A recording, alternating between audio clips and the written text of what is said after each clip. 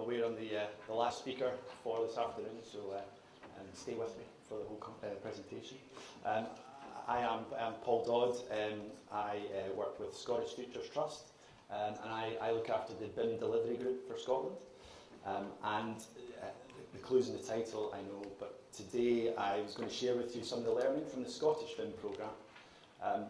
Some of the things we've done in the programme we've done well. Some things within the programme we think we could have improved upon. And I suppose that learning we're keen to share, so the Irish programme can capitalise on that information as well. So there's a lot to get through. I'll be sharing a lot of ideas with you. And obviously there's questions at the end. If I can make this work. So a bit about me. So I work with an organisation called Scottish Futures Trust. They're an arm's length organisation for Scottish Government. Their role is to drive efficiencies within the public sector estate and within infrastructure investment. So SFT, Scottish Futures Trust, they are involved in a variety of programmes from construction, new schools, hospitals, through to other parts of infrastructure, so driving low carbon agenda, improving digital connectivity.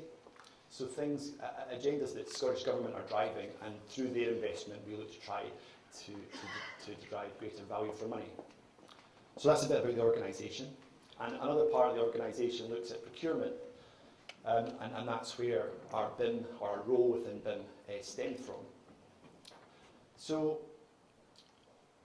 there's been some really interesting talks this morning and this afternoon around BIM, and a lot of it resonated with what I'm about to talk about, so we can touch on some of this stuff. I suppose just to give you a bit of background around the Scottish programme.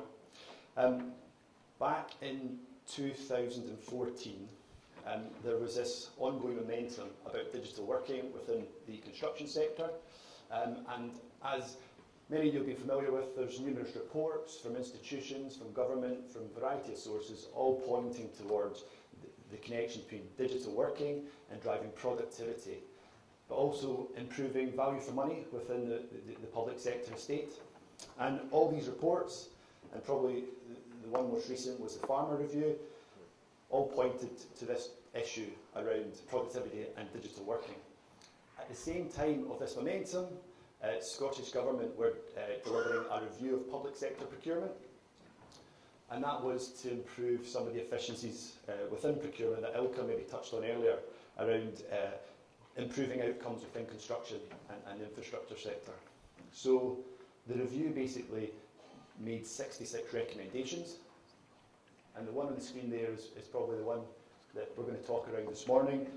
And basically in 2014 this was endorsed by Scottish ministers, and it asked that, where appropriate, BIM be adopted on projects from April 2017. And I've underlined where appropriate there because that becomes a key part of our programme going forward. So we were handed that recommendation, i.e. Scottish Futures Trust, to deliver against. And I'm going to share with you that journey of where we've got to and where we're going with it. Building information modelling. If we could. It should be noted that the term building, from our perspective, is a very... You get the volume. So speakers this morning have articulated what BIM is, probably better than I can do. But I suppose it's always very helpful just to share, when you talk about BIM, what it means to you and what it means to us. And very similar themes to the conversations and discussions this morning. It's a digital twin for Scottish Futures Trust. A big agenda is just not about driving within the design and construction phase, but also within the operational phase, and trying to get some proportionality around that information as well. So another way we see BIM, and a big part of our work, is bringing together, if you can make that out, data and technology. And again, themes that have been touched on today. And a big part of our work is in this data piece. So our role is to support the public sector in the adoption of BIM, and to do that, a lot of our work is trying to get that data right, setting out informed requirements to industry, and that's a big part of our work. But it cannot be done alone, and bringing together that technology and also new collaborative working processes. So those are the three parts to us that we're trying to work towards, and the people and the change that needs to happen around that. And then bringing all that together, all that work, all that effort needs to be linked to whole life outcomes. And a big piece of our work is driving better outcomes within infrastructure investment. So thinking about those three parts, and the real opportunity in all this is if you hit the sweet spot in the middle and you get all that right, and it's aligned to whole life outcomes, there's opportunities around applying technology in a really value-driven way. And I think that's the real opportunity around this, about getting better outcomes in what we do. You'll see some there about operation, and it's all been touched on in this morning's presentations. The one I just wanted to highlight, I wasn't aware until a couple of months, or a month ago, I was maybe at Digital Construction Week. If I can go back. Digital Construction Week, this thing about Alexa, and Paul touched on it earlier, about improving how people engage with data within the model. And what Alexa, or the opportunity around that technology, is actually the only way you can interact with it is to ask it questions, plain language questions. And imagine capturing all that data of what the site manager's asking it, the designers. So that's, I suppose the point there is technology is always moving and the opportunities are always growing around that. So that's some of the opportunities that we're looking to explore. This is also this piece around VR and AR. This is an Innovate UK sponsored project, research project, and they're looking at the augmented worker. And the HoloLens technology was touched on earlier this morning, but they're looking about driving information from the model into real life environment. And what you'll see there is using the HoloLens, being able to see behind walls or understand where services is, basically getting to know your estate better through maintenance. So that's ongoing. So this technology piece will continue to evolve. And I suppose where a lot of our focus is getting that foundation right around information and data. And if that's in order, you can start to leverage some of these opportunities. So that's a bit of background. I'll take you through where we've come from and where we are now. So as I mentioned earlier, we were given this recommendation. So that obviously brought distinct challenges. Obviously there was a defined timeline. We had a hard finish, April 17. We were asked to try and create that government push, creating the demand for BIM to support industry. Also understanding why we're doing it and clarifying that to industry and when it should be applied. The when obviously links to the where appropriate question that was included within the review. How they go about it. And also thinking about who we should be engaging with. And also there's this huge piece around skills and capability. The public sector asking industry to deliver BIM, were they capable and are they capable of doing that, those requirements. What we were also up against was, as I mentioned earlier, there was this wider procurement reform, so there was 65 other recommendations, which was about improving payment terms, simplifying procurement. So we were trying to create a space to think about this much bigger context around digital built environment. So what we tried to do was turn some of those challenges into opportunities. The April 17 deadline obviously brought a challenge, but it actually allowed a focal point for industry through conversation, a reason to act. So it was a very useful lever for us as well. And we'll touch on the other areas that we tried to flip the challenges into opportunities. So task one was to create a BIM delivery group. You obviously myself on the left, and you recognise Mr. Philp on the right. So me and David came in kind of summer of 15, is that right? Yeah, so 2015 David came in, we created this subgroup, or this delivery group, and underneath there was, we had services and resources, and we obviously procured in support as and when required. So we created a team, then we created a plan, and the plan itself we published in September 2015. So again, quite a short period to deliver the plan. I suppose if you have time to review the plan, we kept it very simple. There was numerous events like this where we had to articulate what was coming, how we were doing it, and the simplicity of it kind of helped in that communication piece, which was probably quite an important point. But there was a lot that sat beneath it. And over those 2 years, or 2.5 years, there was a lot of work, and probably the two key work streams for us within that plan was Pathfinder projects, research, and also creating guidance, which was a BIM guidance portal. So we've been on that journey. Again, I don't know how much you make that out, but beyond the research, the Pathfinder projects, and the portal, which is here, we also deliver training to public sector bodies. So we trained about 300 delegates, and we started to create communities within Scotland around BIM, or grow what was already there. And again, just creating that momentum, and what we hope was leadership around BIM and its adoption as well. Another key part was actually engaging with international programmes, likes of CETA, and working with themselves and sharing what we were doing as we progressed the journey. So where are we now? As it stands today, we have, as of April this year, so the good news is we delivered against the April 2017 objective. When I say we delivered, there is a lot of work still to do. But where we stood as of March or April this year is on the left, we have a Scottish Government policy note specific to BIM, and I'll come on to what that looks like. And we also have this new BIM guidance portal. The portal on the right, it's open to all, it's completely accessible, and the core purpose of the portal was to empower and support the public sector with its BIM adoption.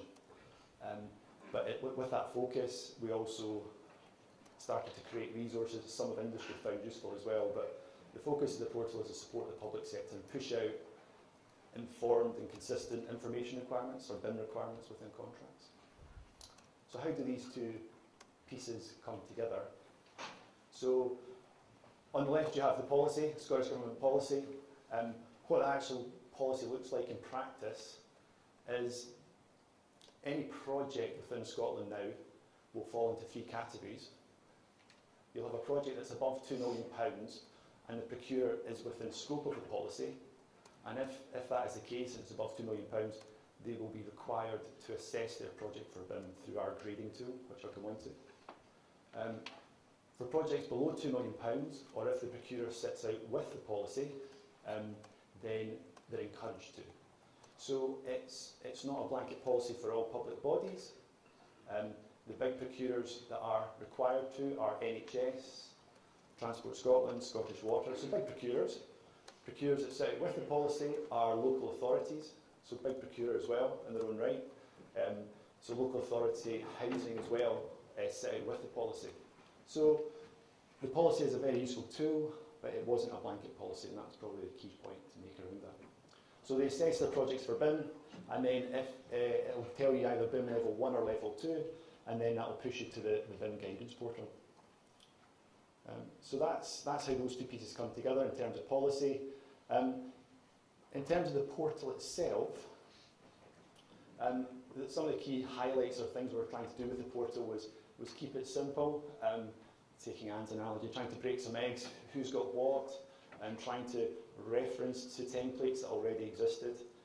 We have created a handful of templates, but we tried to assess the value of such and how that would support and not reinvent the wheel is what we were trying to do. So there were three key parts to the portal, and they answered three distinct questions. So we also, as I mentioned earlier, we had, so when should a procurer adopt BIM? So we created this thing called the BIM Grading Tool. Why should the authority adopt BIM? So we created the BIM Return on Investment Tool, which came up earlier actually, so we'll explore that a bit further. And then once you know you have to or you need to apply BIM, why you should be doing it, then we answer the how, which is this thing called the BIM Navigator. And in essence, that can be a journey. Some authorities are jumping straight to this stage. Some authorities are doing this and then jumping straight.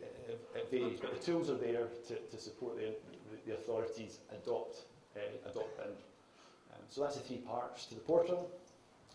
The BIM Grading Tool, again, anybody can get access to this. It's an online questionnaire. You provide the system with project information, high level, reasonably high level, how much risk is involved, do you have a common data environment or is one going to be implemented? So key components, And what the system does is it takes that information and it's linked to the policy, and then it scores the project. And then it will score the project as either a BIM level 1 or 2 project. It'll do it instantly and send you an email with a breakdown to that project. So the authority will have their grading tools email or certificate, and it will tell them they should think about BIM level 2. But as I touched on earlier, the policy did not cover all authorities. And I think Scottish Government were keen not to use policy as the only lever to support adoption. And it was key that we had to demonstrate BIM in its own rights, its own merits as to why to adopt BIM. So we thought long and hard, and we obviously delivered the BIM return on investment tool. The slide I actually forgot in there is we also had the BIM grading tool, so there's projects going in and assessing themselves for BIM. And since its launch in March, just over £500 million worth of projects have gone through the grading tool. And again, just to give you a feeling of what the calibration of that looks like, just over 25% is the grading tool is scored as level 1, and then the rest is level 2. Now, bearing in mind that will reflect the type of projects in the pipeline as well, but it just gives you a feel of what kind of data we're able to get back around this. And then another interesting bit of data is that that's the users on the right there, for those that can make it out. And the main users of the grading tool currently are local authorities, so authorities that aren't actually mandated to use BIM. So it's encouraging to show who is using some of the tools. The return on investment tool, as I mentioned, answers the why. And I suppose we are obviously trying to support procurers adopt BIM. And through our working groups, one of the challenges we get back is that there's significant pressures on budget, capital budget, to find investment to implement BIM. And that investment requires training, systems, software, strategies, consultancy advice. So to unlock that investment, we developed the return on investment tool. And what it was looking to do was, through evidence and through a methodology, develop a very quick business case to all intents and purposes to unlock investment. So there are defined cost and quality benefits. So you go through the system, the user can manipulate it and put in the optimism they want around these benefits, and it also captures the investment as well. So it's cost to invest and the benefits that will come out through it. And the system will generate a dashboard that you can publish or use and submit, and it's basically to support conversations within public bodies to unlock that investment.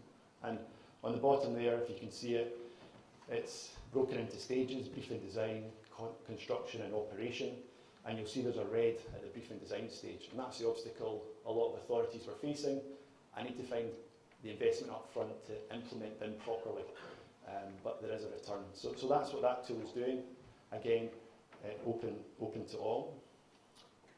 And then finally we have the BIM Navigator.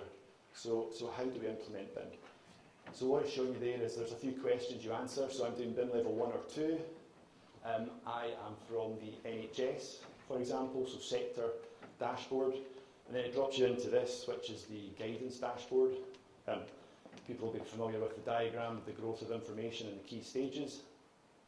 And then beneath that, we've created tasks. So we've tried to make this, condense it down into a number of tasks per stage that the authority should think about to implement BIM. And at the bottom there is the plan of works, so the user can orientate themselves with what tasks they need to think about. So that's the guidance portal, and then that brings together 3 parts of the portal itself. Within the guidance portal, the Navigator, there are templates, there are videos, there are all sorts of guidance that we're trying to support that drive to drive better kind of consistencies of approach in terms of BIM and its adoption. Just to touch on very quickly this collaboration and capability piece. So at the start of the programme, we created this, which was our governance arrangements. In the centre there, you have the BIM, ourselves, the BIM delivery group, and we created further groups, working groups. We had a BIM buyers group, so that was the procurers. We had a supplier group, so industry, and an academia group. And they met quarterly, and they still are, and they come together to talk about issues, challenges, and things to overcome. And we use that as a reference point in terms of some of our guidance and work. And that governance grew from pretty much nothing from the start of the programme. And as we stand today, what we're finding is actually there are subgroups spinning off from these. So we've got now a BIM group for NHS. There's a recent group, BIM for Curation, which is basically National Galleries, Historic Environment Scotland, so heritage in essence, so there's a group for that. So these groups are growing, which can only support the momentum, and that's also happening with other of the working groups. In terms of industry, we wouldn't have got to where we got to without the support and our working with industry.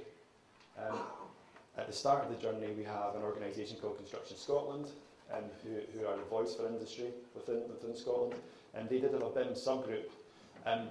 But since, this is the important bit, since there was a commitment by government through investing in a programme, and at the time there was no policy, but investing in a programme and putting resources into it, there was a need, and that need was met through creating funding to support a BIM industry programme. So Scottish Enterprise funded a new programme, and that programme sits around raising awareness, training, seminars to support all levels of the industry in terms of their BIM journey. And it brought BIM regions, our supplier group and Construction Scotland together into kind of a coherent piece. And we're also keen, and we do link in with the UK BIM Alliance as well, around projects as well. So that's been a real asset to the programme in terms of that industry response as well. And again, that graph there, one of the early jobs of the supplier group was to map industry and how they kind of look at that support and engagement. And what was clear at the very start is the construction industry is a very complex environment, from suppliers, product manufacturers, institutions, designers, contractors. So they took a holistic view of how they engaged with the programme and made best use of their resources. Finally, just to touch on this capability piece. So we're creating tools, we're trying to create momentum, and we're creating demand. And to support that, we have the guidance and the research portal, which I touched on earlier, and there's an industry portal as well. But beyond that, we've also created, I think, other ways that are supporting capability and skills is things like we created an assessment tool. I think there's one being created now within Ireland. We're also looking at creating a BIM knowledge framework to inform skills and curriculum going forward. Training continues, and we're doing that. But I think some of the best results around upskilling is actually having it happen on projects, and you create that momentum further, and also these new communities. So all these pieces put together is trying to support that upskilling piece, and that is still a big challenge and a huge challenge around driving better adoption of BIM, both in the public and the private sector. In terms of demand, we've obviously within Scotland, a lot of the supply chain we're actually working within Scotland and England. The UK government mandate was April 16, so a year ahead of us. So a lot of the supply chain were aware of BIM, its need for adoption. So there was a general kind of private sector driven approach to BIM happening. So the middle out, as was talked about earlier, so that was starting to grow within Scotland. And what we saw during the programme was there was projects applying what I'll call digital working, in terms of looking at applying technology, trying to improve information better, and that was continuing to grow as we developed the programme. Within our research, we looked at a number of projects, and this is the Marshall Square project in Aberdeen. This is a mixed-use scheme within Aberdeen, commercial, resi, hotel. That was kind of a contractor-led solution. We looked at that in a lot more detail through our Pathfinder research. But some of the evidence from that was the change or into construction kind of halved. So the change post-contract reduced significantly. Level of waste reduced, skips off-site by 60 to 70%. So this is linking into the low carbon agenda. So really good data coming from that. And they also tested this thing called field BIM, so supporting getting access to data, mobile devices, etc. So this is all within our report that's on the website. So that was really helpful to drive and understand the benefits.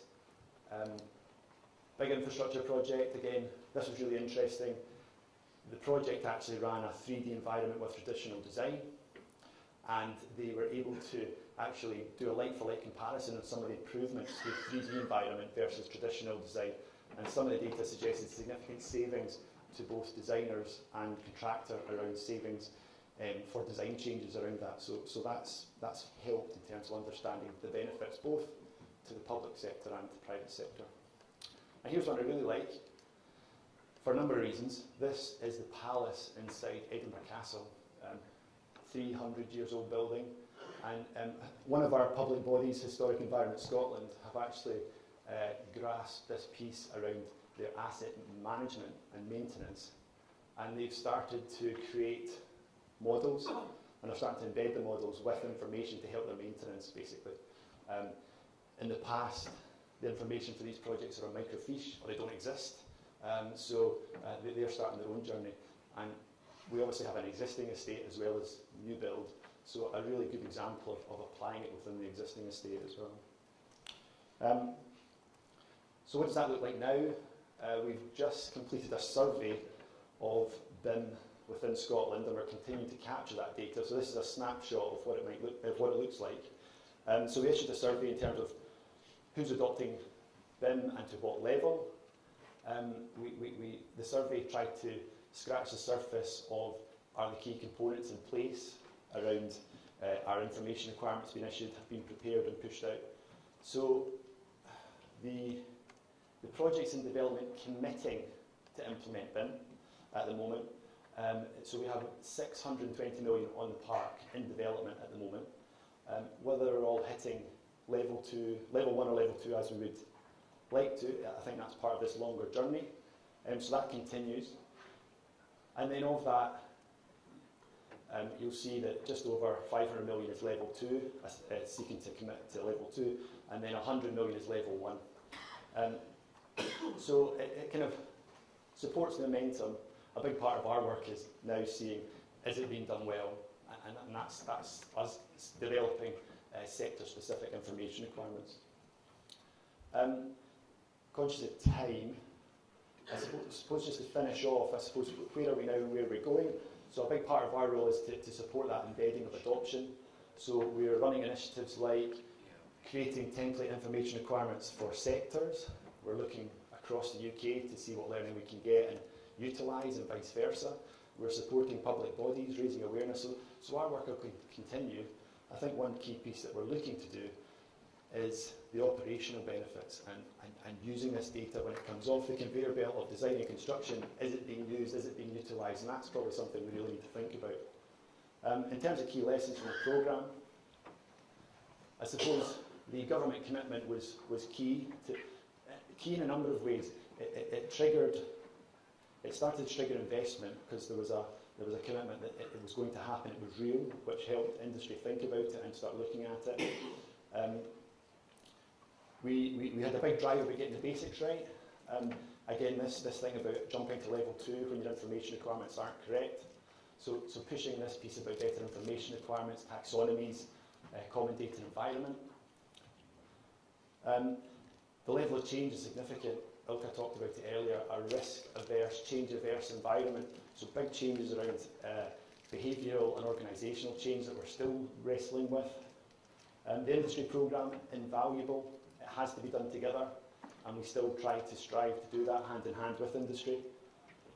And then delivering BIM in project is actually probably one of the best platforms or training tools to help you understand BIM. I don't think I've met somebody that's tried BIM and said, not doing that again, or I don't get it. I think that momentum's building, and you create more advocates as you do it. And you won't do it right first time, potentially, but it's that learning that we have to continue on.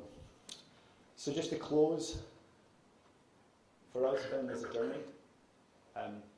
We've tried to focus on as much level 1 and level 2, getting the basics right.